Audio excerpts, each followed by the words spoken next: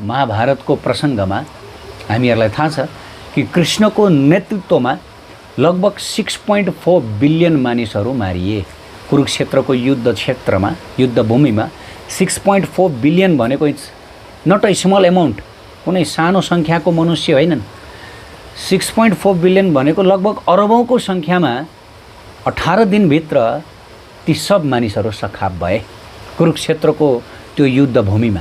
र यी जति पनि मानिसहरूको संहार भयो महाभारत युद्धमा, ती सबैको संहार कृष्णले नै गर्नुभएको हो भनेर महाभारतमा स्पष्ट रूपमा उल्लेख छ। अरू कसैले गरेको होइन, कृष्णले नै गर्नुभएको। सारा जति पनि सैनिकहरू छन् दुवै पक्षका, कौरव र पाण्डव पक्षका सैनिकहरू कुल मिलाएर 6.4 बिलियन, लगभग अरबको सङ्ख्यामा यी जति पनि सैनिकहरू कृष्णद्वारा डाइरेक्टली मारिएका हुन् हैन। हेर्दाखेरि 5 पाण्डव र कौरवहरू एक आपसमा भिडेको जस्तो देखिन्छ र कृष्ण भगवानले कुनै पनि किसिमको वेपन उठाउनु, हतियारहरू उठाउनु पनि भएको छैन। र युद्धको सुरुवातमै उहाँले यो वचन दिनुभएको थियो कि म युद्धमा एउटा अस्त्र पनि उठाउनेवाला छैन, म हतियार उठाउनेवाला छैन, किन तिम्रो दाजुभाइको लडाइँ हो, मलाई यसमा के लिनु छ के दिनु छ, सो म कुनै हतियार नै उठाउँदिनँ भनेर कृष्ण भगवानले भन्नुभए तापनि वास्तवमा ती जति पनि सैनिकहरू छन्, पपुलेसन्सहरू छन् कुरुक्षेत्रको युद्धमा जम्मा भएका, ती साराको संहार, साराको विनाश कृष्णद्वारा नै भएको हो। महाभारत यदि तपाईँहरूले गहिराइमा अध्ययन गर्नुभएको छ भने तपाईँहरूले यो कुरा बुझ्न सक्नुहुन्छ। र यो कुराको पुष्टि बर्बरिकले पनि गरेका छन्। र यी जो बर्बरिक छन्, यी बर्बरिक 5 पाण्डवमध्ये जो भीम छन्, भीमका नाति मानिन्छन् र उनी कृष्ण भगवानका महान भक्त थिए र उनी स्वेच्छाले नै कृष्ण भगवानको हातबाट मारिन चाहे। कृष्ण भगवानले उनको शिर छेदन गरिदिनु भयो र त्यसपछि त्यो शिरलाई कृष्ण भगवानले कुनै एउटा अग्लो स्थानमा राखिदिनु भयो। महाभारतमा यो कथा तपाईँहरूलाई थाहा छ। र ती बर्बरिक जसको शिर मात्र थियो, उनी जीवितै थिए कृष्ण भगवानको कृपाले, किनकि उनले इच्छा व्यक्त गरेका थिए कि हे प्रभु, म यो अद्भुत महाभारतको घटना हेर्न चाहन्छु आफ्नै आँखाले। त कृष्णले उनको इच्छा पुरा गरिदिनु भयो र उनलाई एउटा अग्लो स्थानमा उनलाई राखियो, रुखको टुप्पोमा राखियो भनिएको छ महाभारतमा। र उनले त्यो जति पनि महाभारतका घटनाहरू छन्, ती सम्पूर्ण घटना, युद्धको घटना विशेष गरी, त्यो उनले देखिरहेका थिए हैन। र उनले अन्तिममा 5 पाण्डवहरूलाई, 5 पाण्डवहरू अन्तिम समयमा जब युद्ध समाप्त भयो, 5 पाण्डवको विजय भयो, त 5 पाण्डवहरू उनीहरूमा अलिकति घमण्ड पनि पलायो। हामीले विजय गऱ्यौँ, हामीले विजय गऱ्यौँ, यी सारा शत्रुहरूलाई हामीले सखाप गऱ्यौँ, हामी शक्तिशाली, हाम्रो जय होस् भन्ने किसिमको मनमा केही अभिमान पलाएको थियो।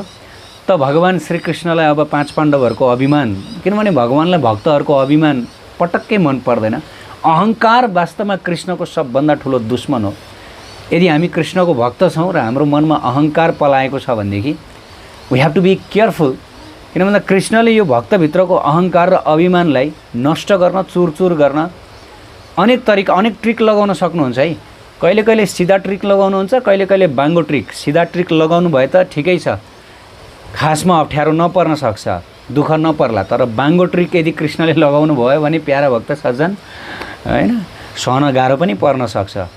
सो बेटर भगवानलाई कुनै ट्रिक लगाउन हामीले कष्ट नदिउँ, हामी आफै समझदार बनौँ, बुझकी बनौँ हैन। अहङ्कार कृष्णलाई मन पर्दैन, अलिकति पनि मन पर्दैन। त भक्तहरू, प्रत्येक भक्तहरूको अहङ्कार कृष्णले नष्ट गराउनुहुन्छ विभिन्न ट्रिक लगाएर।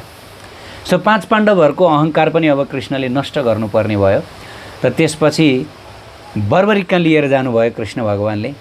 र बर्बरिक सबै 5 पाण्डवहरूले चाहिँ हामीले लडाइँ गऱ्यौँ, हामीले जित्यौँ, यस्तो गऱ्यौँ, उस्तो गऱ्यौँ, भिक्ट्री टु 5 पाण्डवस भनेर बसिरहेका थिए।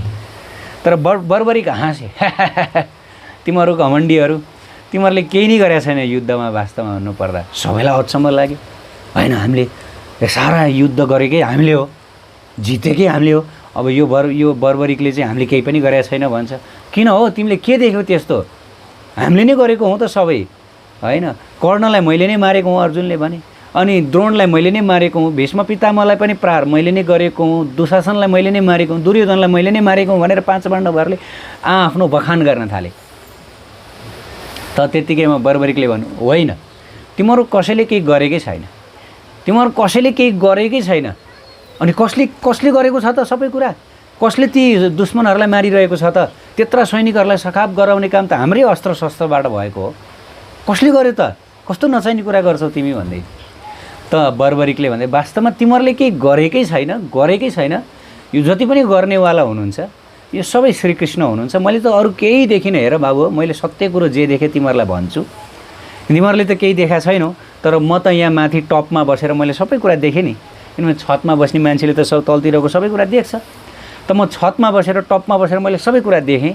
के भयो, कहाँ के भयो, सब मलाई राम्रोसँग थाहा छ होइन। अर्जुनले कर्णलाई प्रहार गरेको धनुष वास्तवमा उसले कर्ण मर्ने पनि होइन। मैले के देखेँ भन्दाखेरि अर्जुनको बाणले कर्णलाई लाग्नुभन्दा अगाडि कृष्णको सुदर्शन चक्रले कर्णलाई ढालेको मैले देखेँ। त्यसै गरी द्रोणलाई पनि अर्जुनको बाणले ढाल्नुभन्दा अगाडि नै कृष्णको सुदर्शन चक्रले ढालेको देखेँ। जति पनि सैनिकहरू छन् ती सारा सैनिकहरूलाई तिमीहरूले बाण हान्नु, तिमीहरूले आफ्नो अस्त्रले ढाल्नुभन्दा अगाडि नै कृष्णको अस्त्रले ढालेको मैले देखेँ, चक्रले ढालेको देखेँ। मैले त कृष्णको चक्र मात्र घुमेको देखेँ सबैतिर। केवल भगवानको चक्र मात्रै घुमिरहेको छ सबैतिर। उहाँकै चक्रले सबै कार्य गरिरहेको देखेँ। तिमीहरूले केही गरेकै छैन। जब यो पाण्डवहरूले सुने त्यसपछि त ओहो हो छक्क परे। हे भनेपछि त हामीले केही गरेकै रहेनछौँ, हामीबाट त केही भएकै रहेनछ। वास्तवमा कर्ताहर्ता त सब श्रीकृष्ण नै हुनुहुँदो रहेछ र। वास्तवमा भगवद् गीतामा बताइएको छ प्रकृति क्रियमाणानि गुणै कर्माणि सर्वश अहङ्कार विमूढात्मा कर्ताहम इति मन्यते। जो व्यक्तिहरू अहङ्कारबाट विमूढ भएका छन्, मूर्ख भएका छन्, अहङ्कारले जसको आँखा टालिएको छ, त्यो व्यक्तिहरूले के सोच्छन् रे थाहा छ? प्रकृति क्रियमाणानि, प्रकृतिका जति पनि कार्यहरू छन्, क्रियमाणानि भने कार्यहरू सबै मैले गरेको म भएन भने प्रकृतिमा केही पनि हुँदैन। प्राय मान्छेहरूको कन्सेप्ट यही हुन्छ होइन। आजकल हामी देख्न सक्छौँ नि, होइन यदि हामीले गरेनौँ भने प्रकृति कसरी चल्छ, यत्रा सारा इकोसिस्टम, यो संसार कसरी चल्छ। ए बाबा, तिमीले चलाउने दायित्व लिएको छौ संसार, विश्व जगतको अभिभार तिम्रो हातमा। ल तिमीले यो सूर्य उदाएको हो, यो चन्द्रमा उदाएको तिमीले हो, यी बादलहरूलाई कन्ट्रोल तिमीले गरिरहेछौ, यी जति पनि रुख बिरुवाहरूलाई तिमीले उमारिरहेको छौ, सिजन चेन्ज तिमीले गरिरहेको छौ होइन नि। हामीले के गरेका छौँ? We have done nothing. So Bhagavad गीतामा यही भनेको छ। तर पनि मनुष्यले मैले नै सबै गरिरहेको छु मानौ कि उसले नै यो सूर्य उदाइरहेको छ, उसकै पहलले अथवा उसकै शक्तिले चन्द्रमा उदाइरहेको छ। प्रकृतिमा विभिन्न किसिमका पर्यावरणीय परिवर्तनहरू भइरहेका छन्। मैले गरिनँ भनेदेखि सबै कुरा स्टप हुनेछ, रोकिनेछ। प्रायः जसो आजकलका मानिसहरूको कन्सेप्ट। सो यो मूढ हो, यो मूर्ख व्यक्ति हो। तिमी हातै बाँधेर बसे पनि, केही नगरिकन बसे पनि प्रकृति चलायमान रहन्छ।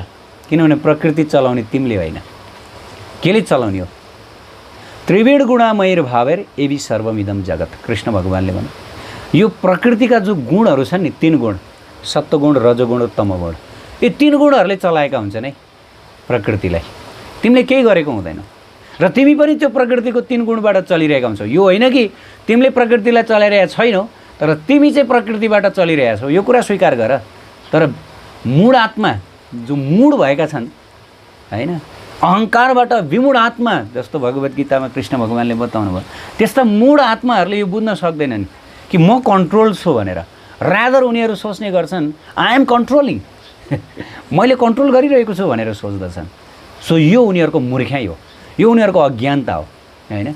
साइन्टिस्टहरू यही सोच्ने गर्दछन्, इन्जिनियर्सहरू, धेरै इभन नेताहरू, मैले नगरिकन यो संसार चल्दैन, राज्य चल्दैन। अरे राजा मरेर राज्य रोकिँदैन। तिमी हात बाँधेर बस, केही नगरिकन बस, तर पनि संसार आफ्नो स्पिडमा चलिरहन्छ। सूर्य उदाउने उदाइरहन्छ, अस्ताउने अस्ताइरहन्छ। प्रकृतिमा हरेक कुरा फेनोमेननहरू चलिरहन्छ। तिमीले केही नगरे पनि चल्छ।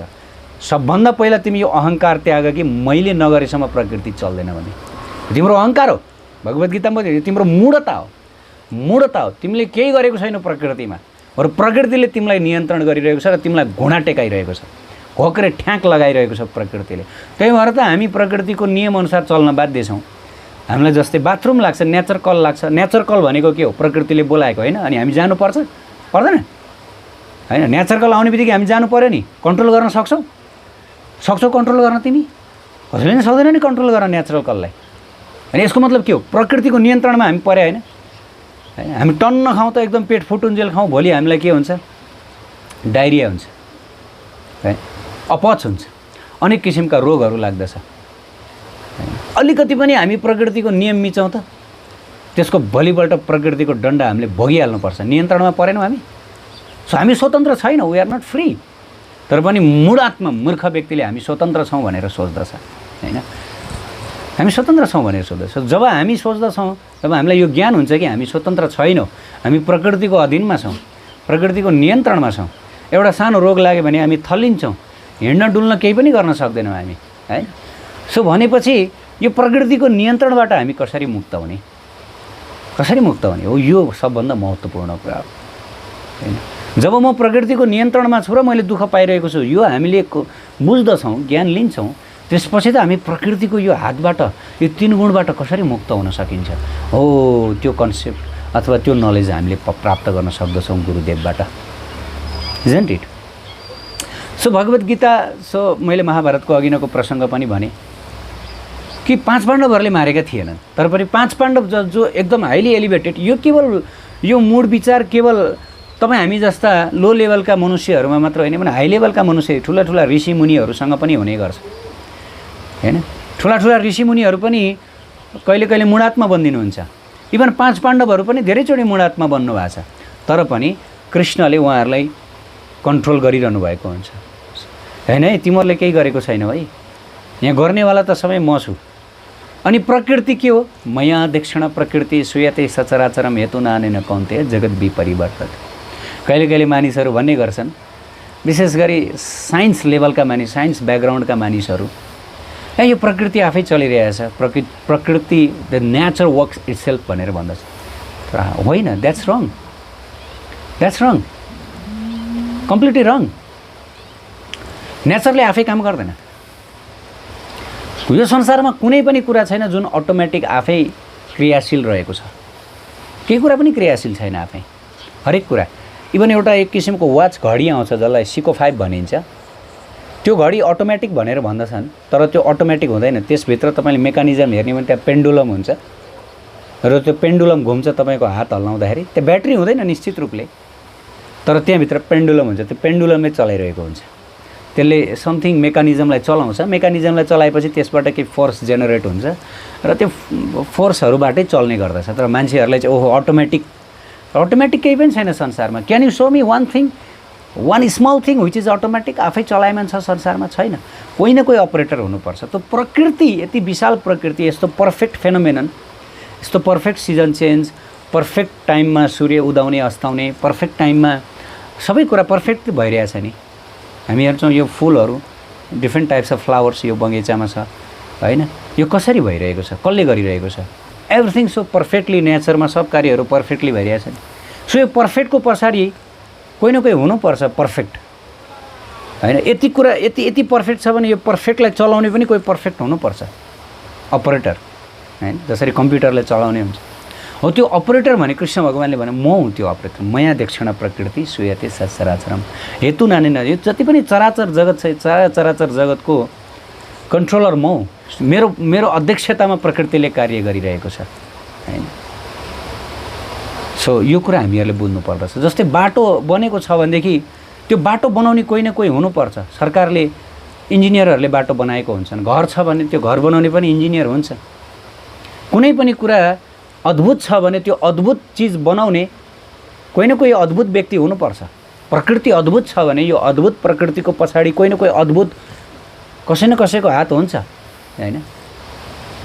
हकिङ्सको थ्योरी, एक्चुअली दिस प्रभुपादजीले सबै थ्योरीहरूलाई ऱ्यास्कल थ्योरी भन्नुभएको छ। दिस युजलेस थ्योरी हैन। बिग ब्याङ थ्योरी, सबै कुरा आफै आयो हैन, बाई चान्स हैन। बाई चान्स केही पनि छैन, सबै कुरा प्लान छ। नेचरमा सबै कुरा प्लान छ, एभ्रिथिङ इज प्लान्ड। सो यो प्लान इट्स बाई कृष्ण हैन। प्रकृति पनि कृष्णको एउटा प्लानिङ हो। त यो कुरा बुझ्नको लागि हामीहरूलाई साँच्चै भगवत कृपा नै चाहिन्छ, गुरु कृपा चाहिन्छ। त भौतिकवादी चेतनाले हामीले यो कुराहरू बुझ्न सक्दैनौँ। So we need to read Bhagavad Gita. Bhagavad Gita पढ्नुपर्छ र स्लोली यदि हामीसँग आँखा छ, यदि हामीसँग साँच्चै हार्ट छ, आँखा छ भने, भिजन देख्ने छ भने, we cannot deny this truth के यो सत्यलाई हामी इन्कार गर्नै सक्दैनौँ। कि जरुर कसै न कसैको हात छ, जरुर कसै न कसैको हात छ भने there must be someone. Who is that someone? That is God, Krishna होइन। कोही न कोही त हुनुपर्छ, आफै त छैन भगवान्। निश्चय अब कसैले उहाँलाई परम पुरुष भन्ला, कसैले उहाँलाई सुपर ह्युम्यान भन्ला, कसैले उहाँलाई आफ्नो किसिमको मेटाफिजिक्स भन्ला, अथवा अनेक किसिमको आफ्नो तरिकाको एनालाइसिस गर्ला। हामी भगवान् भन्छौँ, हि इज गड। भगवद् गीतामा भगवान् भनियो, शास्त्रमा भगवान् भनियो, Krishna. So we have to understand this. Hare Krishna, Shri Radhe. उत्कृष्ट आध्यात्मिक जानकारीहरूका लागि नेपालकै पहिलो शुद्ध आध्यात्मिक च्यानल टिभी लजिकल कृष्णलाई सब्स्क्राइब गर्न नभुल्नुहोला र हरेक अपडेट्सका लागि यो बेल आइकन पनि दबाइदिनुहोला।